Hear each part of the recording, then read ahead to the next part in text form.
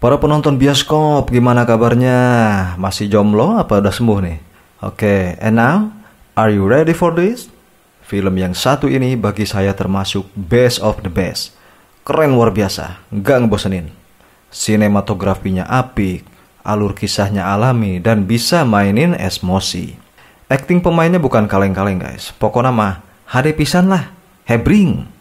Nah, moga aja ucapan saya barusan kagak disemprot ama si politisi rasis dari partai Mundik Buduk Pembuangan.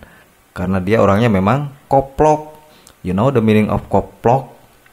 Jadi guys, perang dunia di masa lalu memang selalu menyuguhkan banyak kisah heroik yang menarik.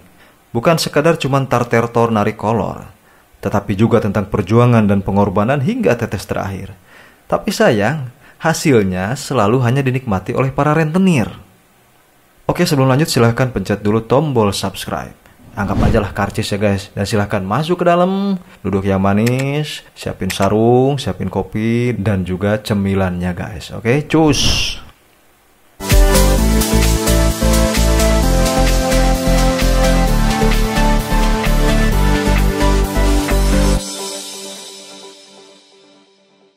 Kakek Pet itu melangkah dengan gemetar. Dalam kubur di hadapannya terbaring jasad orang yang sangat berharga dan berjasa dalam hidupnya. Lisannya keluh tak mampu bersuara. Namun kenangan dahsyat masih tergambar jelas di kedua bola matanya. Hari itu, ratusan ribu tentara menyeberangi Selat Inggris menuju pantai Omaha di Prancis. Tiap butiran pasirnya seolah bertaburkan api kematian. Kapten John Miller memimpin salah satu kompi pasukan penyerbu di sana. Para anggotanya yang ragu bisa selamat dari perang diberikan instruksi tempur. Dan belum juga menginjakan kaki ke tanah, hujan peluru sudah mencabik sebagian nyawa mereka. Mayat bergelimpangan di mana-mana. Ya udah mirip sampah aja lah. Dalam semenit kompi Miller sudah kehilangan banyak personil. Tembakan musuh gak mau berhenti. Dari ketinggian mereka mengubah pantai jadi ladang pembantaian. Dalam ketidakpastian, Miller perintahkan pasukannya untuk maju terus ke darat. Dan semakin mendekati posisi musuh, serangan maut kian menjadi-jadi.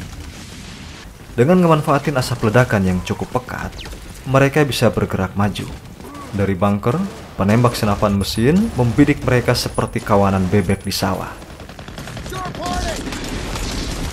Saat itu pasukan Miller tinggal tersisa satu regu saja. Beruntung, senjata dan amunisinya tak kekurangan. Tinggal ngambil dari prajurit yang terluka atau yang udah kojor. Dengan menggunakan torpedo Bangalore, mereka berhasil membersihkan rintangan barikade dan membuka jalan masuk ke pertahanan Nazi Jerman. Kini mereka merangsek maju. Cover to cover, hit and run, ya mungkin kayak gitulah nyebutnya ya. Sorry Dan kalau salah. Miller nekat ngejadiin dirinya sebagai umpan pelor agar sniper Gu, Daniel Jackson, bisa melumpuhkan satu pos penembak mesin musuh yang ganas. Dan taktik gilanya itu sukses. Pos itu ambrol dan parit musuh segera dibanjiri penyerbu. Benteng pertahanan yang sangat kuat itu pun akhirnya dengan susah payah bisa dikuasai. Sekarang, gantian pasukan Nazi yang diganyang habis sama sekutu. Pantai Omaha telah berubah jadi pantai darah. Sementara itu, nun jauh di Amerika Serikat, di markas besar militer, Jenderal George Marshall mengetahui bahwa 3 dari 4 prajurit Ryan bersaudara telah terbunuh. Tinggal tersisa satu saja. Maka agar Ryan bungsu tidak turut mati dalam perang dan dapat dibalikin pada emaknya di rumah, Jenderal memerintahkan agar suatu pasukan dapat menjemput pulang Ryan yang terakhir dengan selamat. Di Prancis, Kapten Miller yang baru saja memenangkan pertempuran sengit menerima perintah tersebut melalui komandan batalionnya, Letkol Walter Anderson. Setelah memaparkan kesulitan medan operasi, Miller mau tak mau melaksanakan tugasnya. Ya namanya juga bawahan ya. Padahal dia pengennya segera pulang mudik dan nonton layar tancap gitu. Ia pun memilih anggota pasukannya dan terpilihlah 6 orang prajurit untuk ikut dalam misinya. Serta seorang kartografer militer, Timothy Upham, sebagai penerjemah bahasa setempat. Pasukan berani kojor pilihan itu segera berangkat menuju Newfield tanpa adanya informasi apapun di mana Ryan berada. Semuanya hanya berdasarkan analisa dan perkiraan saja. Dengan modal nekat kayak banteng budek, mereka menerobos masuk wilayah yang dikuasai Nazi Jerman. Sepanjang jalan terus-menerus memasang mata dan telinga, ya kan? Karena kalau nggak dipasang, ya bantal guling namanya, bukan orang coy. Di bawah kucuran hujan, pasukan nekat ini sampai juga di Newfield. Mereka bertemulah dengan warga lokal yang pada bergegas mengungsi. Karena di sana baku tembak acak masih meletus di beberapa titik. Pasukan sekutu yang mereka temui di sana ngasih tahu kalau pasukan penerjun terbagi dua saat operasi karena sengitnya gempuran Jerman. Jadi, si sersan menduga Ryan yang mereka cari mungkin bareng unit gabungan di bagian kota yang lain. Dan lagi serius nongkrong, tiba-tiba saja berondongan pelor musuh menyapa hangat mereka. Kapten Miller bersama pasukan lantas bergerak menuju titik lokasi baru di dalam kota. Di tengah rute, mereka bertemu satu keluarga yang hendak mengungsi, tapi terjebak oleh intayan penembak Jerman. Mereka memaksa agar pasukan membawa anaknya keluar dari kota. Miller menolak mentah-mentah, karena anak-anak itu bisa terbunuh. Tapi prajurit Caparzo nggak menggubris perintah kaptennya. Timbullah debat, dan pada saat posisi Caparzo terbuka, tembakan sniper musuh langsung menyambarnya. Apes. Setelah pengamatan cermat yang singkat, posisi penembak jitu musuh dapat diketahui. Dari situ Jackson langsung bersiap. Dengan sabar dia mengincar dan membidik dan tepat di matanya. Musuh pun modar seketika, demikian juga Caparzo, dia mati di sana. Saat lanjut meninggalkan TKP, mereka juga tanpa disengaja harus berhadapan dengan sekawanan musuh dekil yang dengan segera bisa ditumpas habis. Di bagian lain kota Newfield ini, Ryan yang mereka temukan ternyata salah orang. Pasukan Miller lantas diberitahu bahwa titik pendaratan pasukan penerjun yang sekelompok dengan Ryan mendarat di Fairfield. Setelah bobo dulu semalam di sana, esok harinya pasukan Miller meneruskan misi menuju Fairfield. Di sana mereka menemukan puing pesawat yang membawa pasukan Ryan. Dan akhirnya mereka bertemu seorang prajurit penerjun yang budaknya dadakan, yang sekelompok dengan Ryan. Ia mengatakan bahwa semua anggota prajurit penerjun terpencar, tetapi mereka memiliki titik kumpul di Ramel. Maka pasukan Miller yang berani modar lalu menuju Ramel. Tetapi untuk tiba di sana, mereka harus menyeberangi padang rumput luas yang terbuka, serta melewati kamp tentara Jerman yang menggunakan pos radar tak terpakai sebagai bangunan kamp.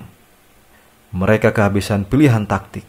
Satu-satunya yang mungkin dilakukan adalah ngacir sekuenceng-kuencengnya untuk menembus kamp itu. Setelah hujan-hujanan dengan pelor musuh dan saling lempar granat kayak main poli, mereka berhasil membunuh hampir semua prajurit Jerman di sana. Tetapi salah seorang anggota pasukan Miller, Irwin Wade, kojor akibat tertembak. Perwira Rayben menemukan salah seorang anggota Jerman yang masih hidup. Ya sebut ajalah dia Silacipun. Dan dia memukulinya. Hal itu menyulut emosi semua anggota pasukan Miller, kecuali Apam yang protes kepada Miller karena tawanan itu nggak boleh dibunuh. Katanya begitu. Miller pun akhirnya ngelepasin dia dan menyuruhnya agar jalan sambil ditutup matanya dan menyerah kepada patroli sekutu. Heran dan kecewa dengan tindakan Kapten Miller, Rayben protes dan bertengkar dengan sersan Mike Horvath yang mengancam akan keutuhan tim. Maka untuk mengalihkan pertengkaran, Miller menceritakan dari mana dia berasal dan apa pekerjaannya sebelum perang. Ternyata dia itu seorang guru dan mengajar bahasa Inggris dan baseball di sebuah sekolah kecil di Pennsylvania. Rayben yang tidak menyangka dan terkejut dengan profesi Miller sebelumnya, terdiam. Dan akhirnya mau melanjutkan perjalanan setelah mengubur jasad Wade. Pasukan Miller akhirnya sampai di Ramel. Dan di kebun orang, mereka bertemu sebuah kendaraan pengintai milik Jerman, yang kemudian dihancurkan oleh sebuah pasukan kecil, yang di dalamnya ternyata ada Ryan. Kedua pasukan akhirnya bergabung. Dan Miller lalu memberitahu Ryan bahwa kesemua saudaranya telah tewas. Dan perihal mengenai maksud misinya, yaitu membawa Ryan pulang ke Amerika. Ryan awalnya tidak mau meninggalkan pasukannya.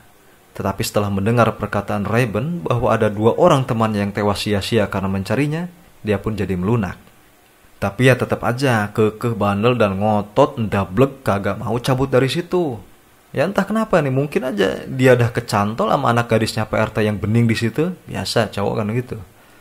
Yang jelas Miller dan pasukannya jadi bete. Sakitnya tuh di sini. Basis tempat pasukan Ryan bertugas adalah perbatasan wilayah dan akan ada serangan dari Jerman menuju ke situ. Pasukan Miller akhirnya membantu dan bergabung untuk melawan pasukan Jerman yang datang. Mereka mengatur taktik bersama. Satu-satunya jembatan yang ada di sana akan diledakkan nanti. Pasukan Miller akan ditempatkan pada posisinya sesuai skill masing-masing.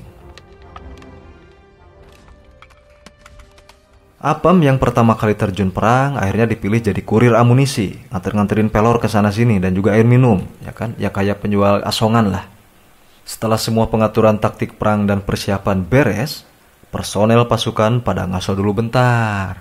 Ngudud rokok, nyerufut kopi hitam, ngegosip, ngegibah, ya pokoknya puas-puasin nyantai lah. Sebelum nanti setor nyawa di medan perang sama Jerman, ya bentar lagi. Akhirnya pasukan musuh pun mulai memasuki kota.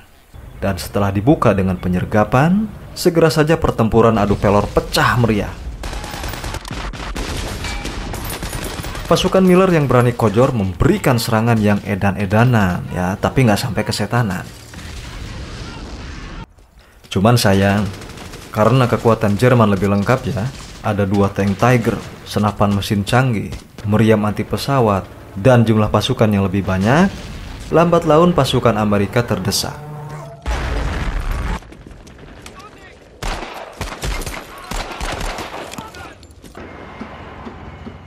Dan satu persatu anggota pasukan Miller pada koit di TKP.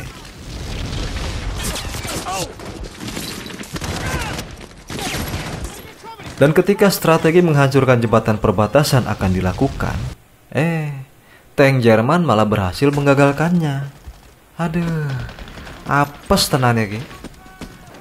Kapten Miller pun tertembak di jembatan oleh Sila Cipun, prajurit Jerman yang kemarin tidak jadi dibunuh sewaktu di dekat Ramel. Nah ini nih, ini gara-gara si Kopral Apem ini asoy deh. Saat tank Tiger hendak melewati jembatan, Miller yang terluka berusaha menembaki supirnya dengan pistol. Ya tetapi jelas kagak berhasil itu ya. Tepat pada saat tank itu di tengah jembatan, sekonyong-konyong pesawat Mustang menembak tank tersebut dan disusul oleh beberapa unit pesawat tempur lainnya serta pasukan tambahan yang baru tiba. Apam yang sedari tadi cuma ngumpet doang di dekat Sila Cipun kagak ngapa-ngapain, muncul secara tiba-tiba dan menghadangnya. Setelah digoblok-goblokin musuh, baru dia menembaknya. Kan bego banget ya. Nah itulah. Itu merupakan orang pertama yang dibunuhnya dalam perang. Dia biasanya bersenjatakan pensil, patlot, dan penghapus plus kopi hitam cap banteng ngamuk. Orang kayak si Apem ini memang cocoknya jaga warung aja lah, jangan main bedil. Berbahaya. Ryan lalu mendekati Miller yang sedang sekarat dan mendengarkan kata-kata terakhirnya sebelum dia mati konyol. Long dark nights of peril, loss, and heartache. And I quote.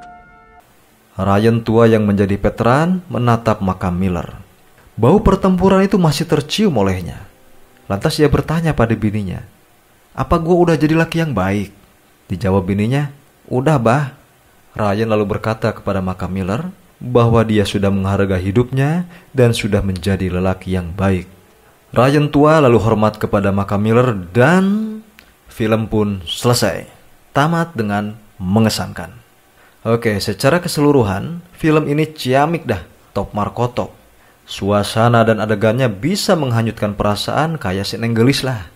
Saya sendiri ngerangkumnya sambil menahan emosi. Ya tadi siang habis diomelin soalnya, kesel. Oke deh, sayonara, Honda Suzuki Yamaha, merdeka.